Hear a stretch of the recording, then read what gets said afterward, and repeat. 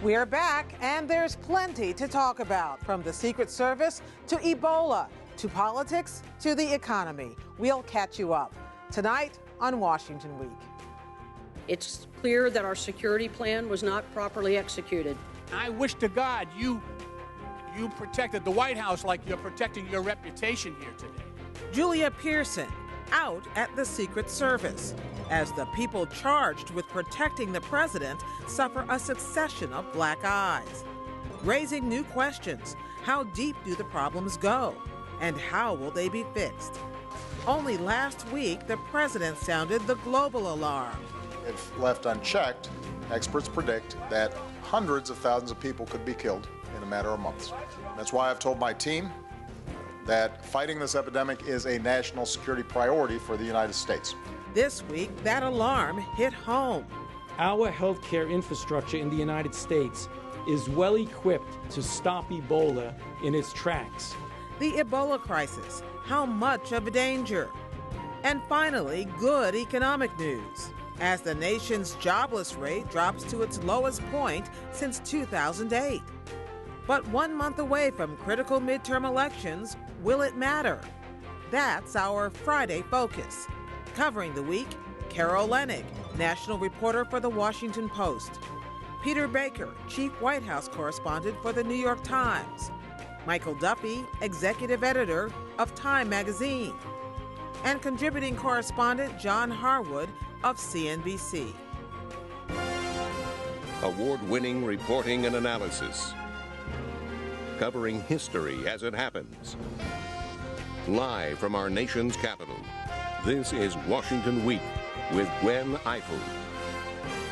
Once again, live from Washington, moderator Gwen Ifill. Good evening. By any standard, this has been a remarkable week, one where in so many cases, brand new questions and a few old ones beg to be answered. We begin tonight with a series of frankly shocking reports involving the United States Secret Service. Most of what you've heard, reports of an armed fence jumper who made it into the White House, news that another man armed and with a checkered past joined the president on an elevator, came from stories broken by one reporter, Carol Leonnig of The Washington Post. But this is far from the first time Carol has uncovered cracks within an institution we've always instinctively trusted. Her reports ultimately led to this. Over the last several days, we've seen recent and accumulating reports raising questions about the performance of the agency. And the president concluded that new leadership of that agency was required. Are we talking dysfunction here, Carol? I think we are. I think we're in, as Elijah Cummings said at the hearing, it's got to be a problem for the director if people are trusting lawmakers and the media with their concerns about their agency before they're telling their boss. And, we've seen this all come to pass in very dramatic fashion in the last week, but people have been talking to me for 2 years about their concerns about this agency, and we've been writing about it for a while. And finally, these, as you described them, these terrible black eyes all came one after the other. And the director was really caught very flat-footed trying to explain how they could have happened. Peter, one of the keys in all of this is what the president knew when he knew it, except in this case, he's not the perpetrator, but he's potentially the person who would be done harm to. When did he find out about the extent of it? Because there was one day this week where he was standing by Julia Pearson and another day when he just wasn't. Yeah, no, you're in a terrible position if you're the President of the United States and something happens with the Secret Service like this, because you can't actually kind of go out there and say off with your head in a very public way, the way you might with some other agency, because who would you offend? You would offend the very people who are closest to you, who you depend on for your safety. So it's a very awkward position for him to be in. But in fact, we do hear that he and Mrs. Obama, Michelle Obama, have been caught flat-footed on a number of occasions. It's not even so much just the lapses, it's the fact that they weren't told about some of the details in a timely way. The one that Carol and some others wrote about this week about the Atlanta situation where the guy got on the elevator with a gun and a checkered past, as you put it, they didn't know about until just before the news accounts came out. I think that was probably the final blow for Julia Pearson. I want to ask you both this interesting question, because we had to spend a lot of time in this program talking about the Veterans Affairs Administration and all the terrible things that happened within the VA that led to the resignation of the guy at the top, which didn't fix the problems. So I'm wondering if now that we have led to the resignation of the person at the top here at the Secret Service, whether there's still more digging to be done. Oh, absolutely. I mean, agents that talk to me all the time say that the problem is called the eighth floor, and it's a series of leaders where the meritocracy doesn't rule who gets promoted. There's a favored clique that is protected. They engage in a lot of misbehavior and misconduct, and they never get punished. People who are low-level rank and file are so demoralized because they get dinged for forgetting to file their paperwork. There is a terrible lack of leadership at that level because of the way they've allowed this agency to be eroded from a budget standpoint, from a staffing standpoint. They're flying in field agents from other offices at huge expense now because they don't have enough guards on the White House grounds to monitor the complex properly.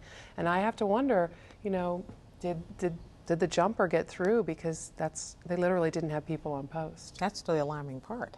Well, it is, and it's you know, look, they have jumpers. As Julia Pearson testified, they've had 16 in the last 5 years, 6 this year alone. It's not a new phenomenon, so they ought to be pretty used to how to handle it, right?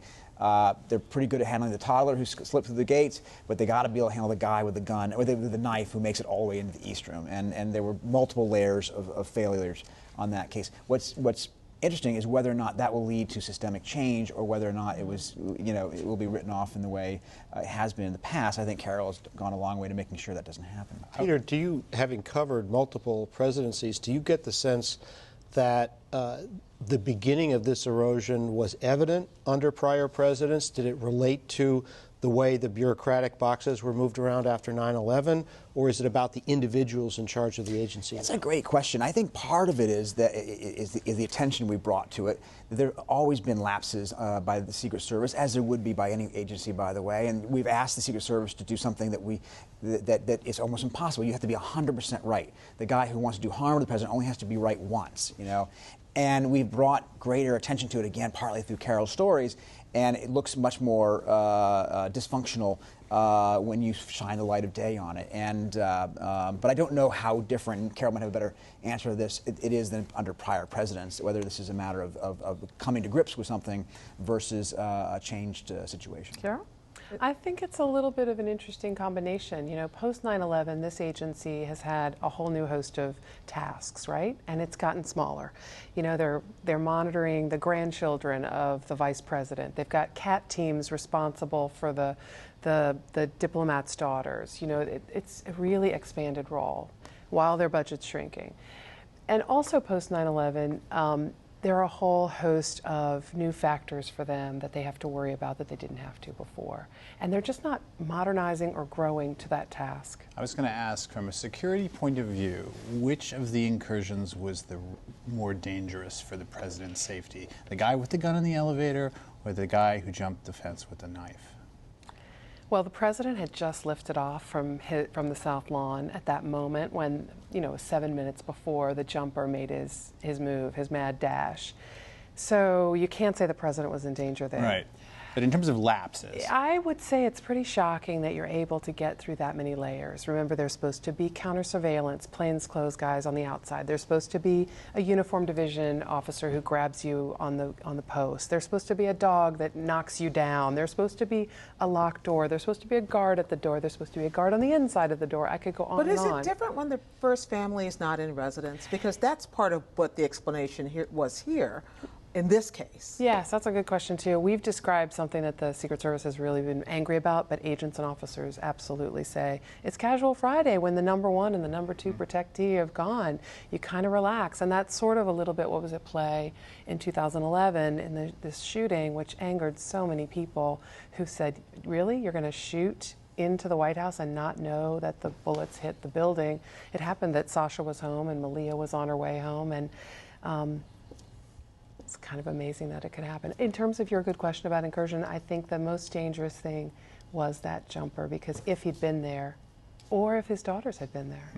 Well, and the thing that's interesting, too, is that most of these people who jump the fence, most of these people who end up in these instances of breaches are actually not trying to necessarily hurt the president. They're often trying to bring to his attention some cause, some crazy notion, what have you. Imagine if they actually were intent on hurting the president to get through the way they have. That doubles the... Well, that's always the question, which is the what ifs. But the other flip side of these kinds of kerfuffles, or it's more serious than that, is people say, in the good old days, this would never have happened.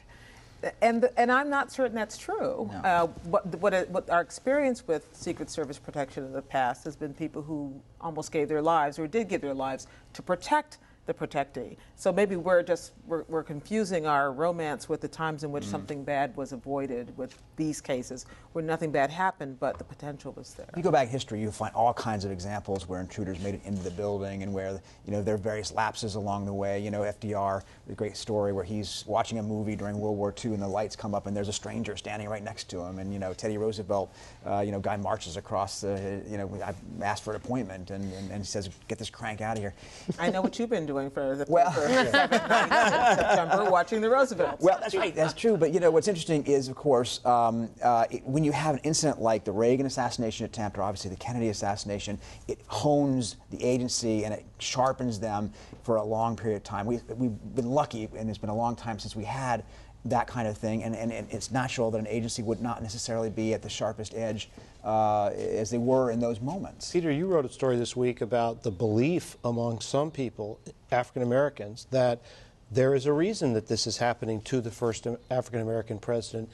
Do either of you think there's any reason to believe that's true? And even if it's not, is that a significant political fact that people feel that way? Carol, I'd be interested in her answer. I don't know of any evidence that the Secret Service doesn't provide the best possible protection it can for this president as opposed to any other president. But it speaks to our society that this issue resonates so strongly among African Americans who have been worried for years about the president's safety. The idea that the first black president could somehow be in danger is one that's a powerful strain of commentary in the black community, and I think that that's something that we ought to be paying attention to. And Director Sullivan has sung that note as well. He demanded that when President Obama was a candidate, not the president, that he be picked up for coverage. It was historic because he was being covered full-time as a candidate far earlier than anyone else, except for Hillary Clinton, who of course was being protected as a former First Lady.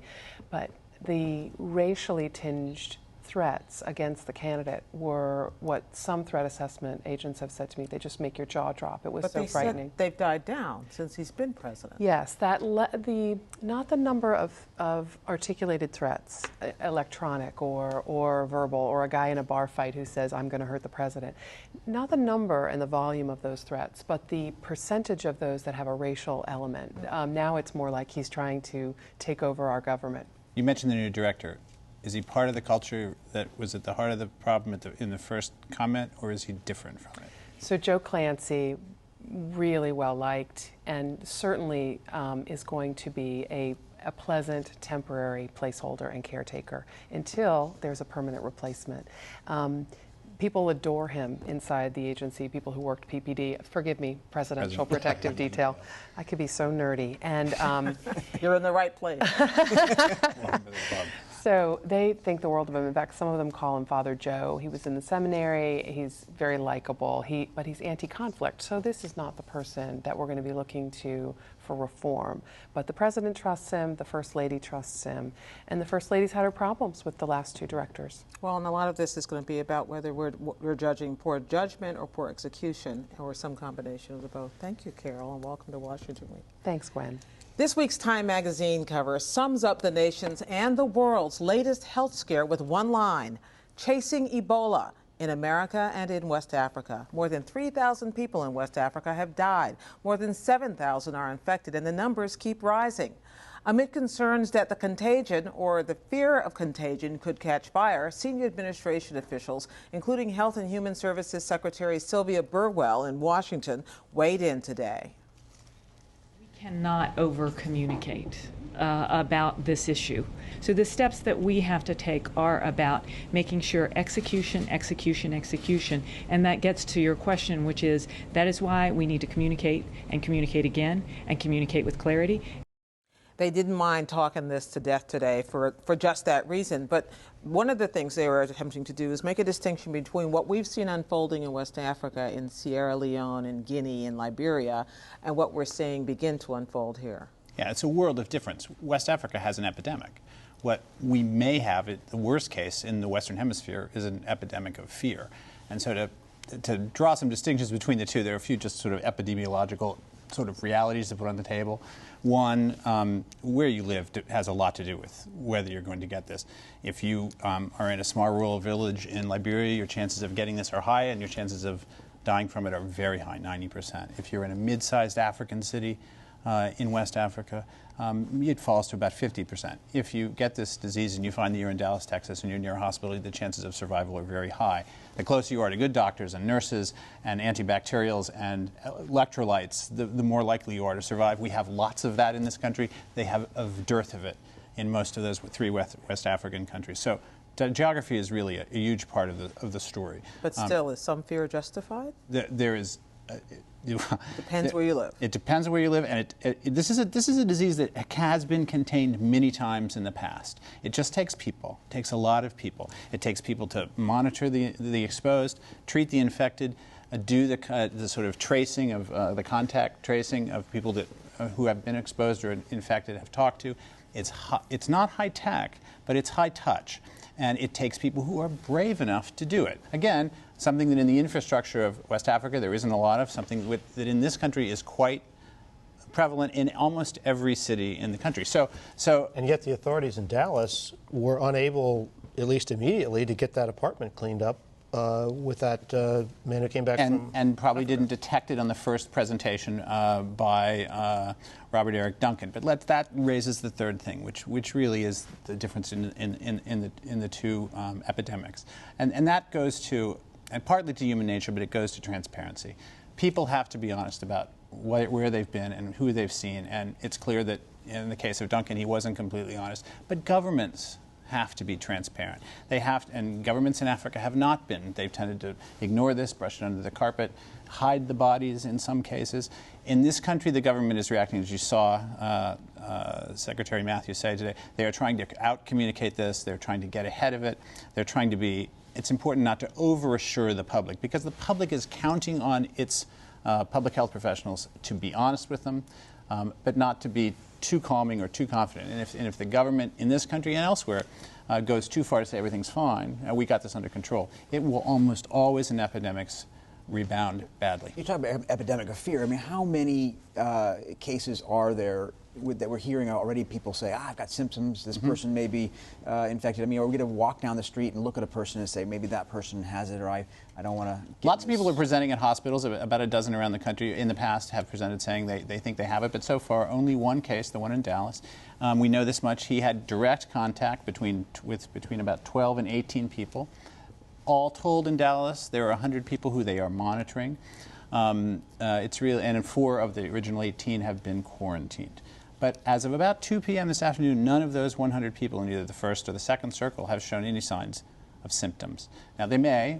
Public health professionals are saying, both in Dallas and here, that there will probably be a case or two to come out of this, but not yet. How long before they know? How long? Well, it depends on when you are first exposed. It can be anyone between 1 and 21 days. So if you think you're exposed on today, you 3 weeks later, nothing happens, you're okay. That's exactly right. We've just been talking with Carol and Peter about the high level of dysfunction at the Secret Service. Is this an area, given the confidence expressed by Anthony Fauci, where in fact we see the government performing at a high level, doing what needs to be done? The federal government, yes, and they're working very hard overseas. That's where they are concentrating most of their effort at the source of this. I think they feel, in general, just to be very simple about this, much more confident about their ability to halt the disease than to halt the fear. Okay, thank you, Michael.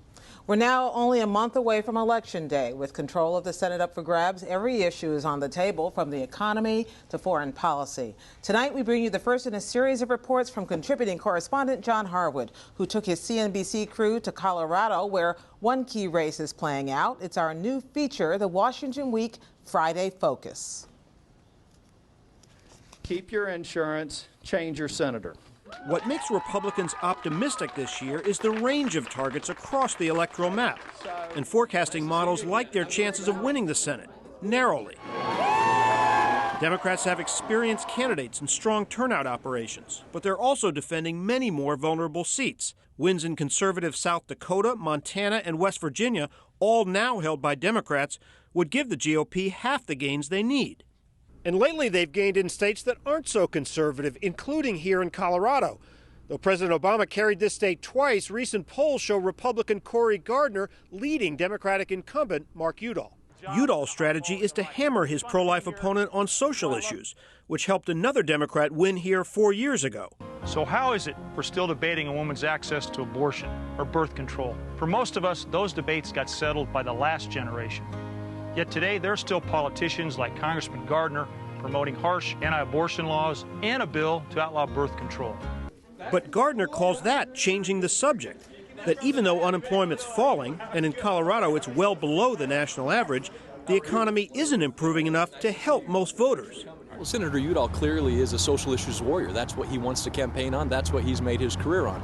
I think the people of Colorado are talking about the economy. You know, if you look at the last several years, the median household income has declined by over $4,000. People are working fewer hours every week thanks to Obamacare. It really is a veneer. You scratch the surface of the economy and there are people really hurting. Well, we heard good news today that the jobless rate continues on its march downward, what the president called an impressive, uninterrupted stretch of improvement. Is that factoring it all into voting decisions in places like Colorado? John? Not as much as you would think. You know, we're all used to thinking that the economy is the driving factor in elections, but this is a year in which the improvement is against the backdrop of tremendous unhappiness among voters. And the person who could benefit the most from the improvement, that is President Obama and his party, are out making the argument for an economic program on the basis of the fact that even though you think the indicators are up, Wall Street's doing well, corporate profits are doing well, unemployment's coming down, that average people aren't, in fact, seeing their wallets fattened by this. And that's the point that Cory Gardner was making in that piece. So it is a difficult one. Today, Mark Udall, the Democratic candidate, came out and said, yes, I'm glad that unemployment is down, but I'm not going to rest until it goes, you know, people are feeling flush. And Cory Gardner is making the point, as he did here, that, Colorado's unemployment rate is a point below the national average in Colorado. But people aren't feeling it. We heard the president say, we're going to be running on my policies this time. Does that make people like Mark Udall happy or make them crouch under a table? No, there were a couple of new ads out today. Mitch McConnell had one. You had one by Pat Roberts in Kansas, who's an endangered Republican who's facing an independent candidate who said, yeah, that's right. President Obama's policies are on the ballot, and Greg Orman, the independent, is the guy who's going to advance those policies. So it is not a message that is particularly helpful for Democrats. They'd rather have the economy be better than worse, but it doesn't make all that much difference right now. What is the strategy behind focusing so much on a woman's right to choose and birth control in these prominent ads? It's a proven winner in Colorado. Michael Bennet, who's now the head of the Democratic Senatorial Committee, won his race unexpectedly in 2010 by focusing very hard on suburban women, single women, making the case that the Republican in that year was somebody who would restrict abortion. Cory Gardner is of a similar profile ideologically, but he has flip-flopped and said, I'm not for this constitutional amendment I was for previously, and he's trying to sort of take that off the table. He's one of several Republicans who are making the argument publicly, no, I don't want to restrict contraception. In fact, I want it sold over the counter. And this is something that Republicans have agreed on as an effective counter strategy. How hard is it for the president and his party to get this economic message through when they hear about Secret Service, ISIL, Ebola, all these different things? Almost impossible. There is a blizzard of frightening news all over the world and in parts of the country. And so if you have an economy, yes, it's getting better, but people's incomes aren't going up, it's pretty hard to translate that into a winning message. And I wonder just briefly, is the economy out of the woods? I mean, this was good news today, but does that mean that we're now out of the woods? The rebound is fully underway? Well, we're out of the woods if that means recovery from recession and getting on a steady path going forward. That's clear, but we're not out of the woods if, in fact, we look at the long-term problem that is a multi-decade problem in this country of median income simply not rising. We've got an economy that knows how to deliver corporate profits, knows how to deliver rising stock values. It doesn't know how to put money in average people's pockets right now. And those are the people who are waiting to see if they vote next month. Thank you very much, John, and thank you to everyone else as well. A point of personal privilege as we go. Tonight marks my 15th anniversary hosting Washington Week. I think it's paper or something. Isn't it gold, maybe? Gold? It should be gold. It's been a real privilege. I got a great birthday gift this week. week, a brand new snazzy Washington Week website. You can check it out, the links, the archive, the special features, the great reporting from our Washington Week panelists, all in one place, all day, every day, at pbs.org/Washington Week. Be sure to take a look, bookmark it, and visit early and often. It's where you'll also find our weekly webcast extra, where we continue the conversation we started here, including tonight a 2016 update. That streams live at 8:30 p.m. Eastern Time. Keep up with developments weekdays with me and Judy Woodruff at the PBS NewsHour, and we'll see you here next week on Washington Week. Good night.